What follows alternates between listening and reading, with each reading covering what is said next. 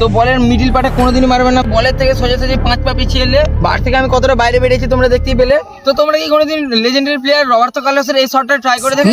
তো আজকে আমি তোমাদেরকে এই শটটা দেখাবো, এর পাশাপাশি তোমাদেরকে শিখিয়ে দেবো। তো চলো বেশি দেরি না করে ভিডিওটা চালু করি। তো তোমাদেরকে আমি আগে থেকে বলে রাখছি যে আজকের ভিডিওটা করবো আমি খালি পায়ে। তো তোমরা যারা প্রথম দিয়ে ট্রাই করছো বা আমার ভিডিও দেখে তোমরা এটা ট্রাই করবে ভাবছো, তো তোমরা ভুল করে খালি পায়ে করো না, তাতে তোমাদের পায়ে ইনজুরি হতে পারে। তো তোমাদেরকে প্রথমে বলে রাখি তোমরা বুট পরে ট্রাই করবে, আর যাদের কাছে বুট নেই তারা এই ক্রেপ ব্যান্ডেজটা ইউজ করতে পারো, নাহলে তোমাদের পা 100% ভাঙবে। তো দেখে নাও এই ক্রেপ ব্যান্ডেজ। ছেড়ে দাও।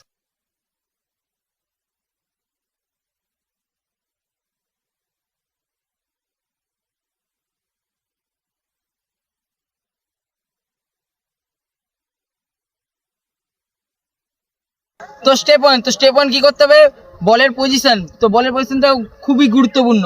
তো বলটাকে ঠিক বসাবে। দেখো আমি ধরো এরকম একটু উঁচু, প্রথমে বলে দিচ্ছি বলটাকে একটু উঁচু জায়গায় বসানোর ট্রাই করবে। তো তারপর আরেকটা জিনিস যেটা বার থাকবে, বার থেকে আমি কতটা বাইরে বেরিয়েছি তোমরা দেখতেই পেলে। তো স্টেপ টু হচ্ছে রান আপ। বলের থেকে সোজাসুজি 5 পা পিছিয়ে এলে, তো 5 পা পিছিয়ে আসার পরে ঠিক বলে সোজাসুজি না দাঁড়িয়ে, তো এবার আমি তোমাদের বলে দিচ্ছি বলের কোথায় মারবো। তো বলের মিডিল পার্টে কোনোদিনই মারবে না। বলের মিডিল পার্টে মারলে বলটা অন্য শট হয়ে যাবে। বলের ঠিক মারতে হবে ঠিক সাইড পার্টে, এই জায়গাটা করে মারলে বলটা ঠিক কার্ভ হবে, হালকা উপরে উঠবে। ঠিক তোমরা মিডিল পার্টে এখানটায় রাখলে কালার পার্টটাকে, তারপর মিডিল এই সাইডে বড় পার্টটাতে তোমরা মারবে ঠিক এই জায়গাটা এরকম করে। এইরকম মারলে বলটা দেখতে পাচ্ছ তোমরা হালকা রোটেট খাচ্ছে, এই যে রোটেট খাচ্ছে, এরকমভাবে বলটা কার্ভ হয়ে ঢুকবে। তো তোমরা বুঝতে পারলে বলের কোথায় মারতে হবে। তো চলো এবার তোমাদের দেখে দিই পায়ের কোথা দিয়ে মারতে হবে। পায়ের কোথা দিয়ে মারবে তো তোমরা সেটা দেখে নাও। ঠিক আসো, ঠিক পায়ে মারতে হবে, ঠিক এইরকম পজিশন করে মারতে হবে। তো তোমাদেরকে দেখালাম বলের কোথা দিয়ে মারতে। তো এবার লাস্ট যেটা মোস্ট ইম্পর্টেন্ট, যার জন্য এই কার্ভটা খাই, সেটা নাহলে খাবে না, সেটা হলো ফলো থ্রু।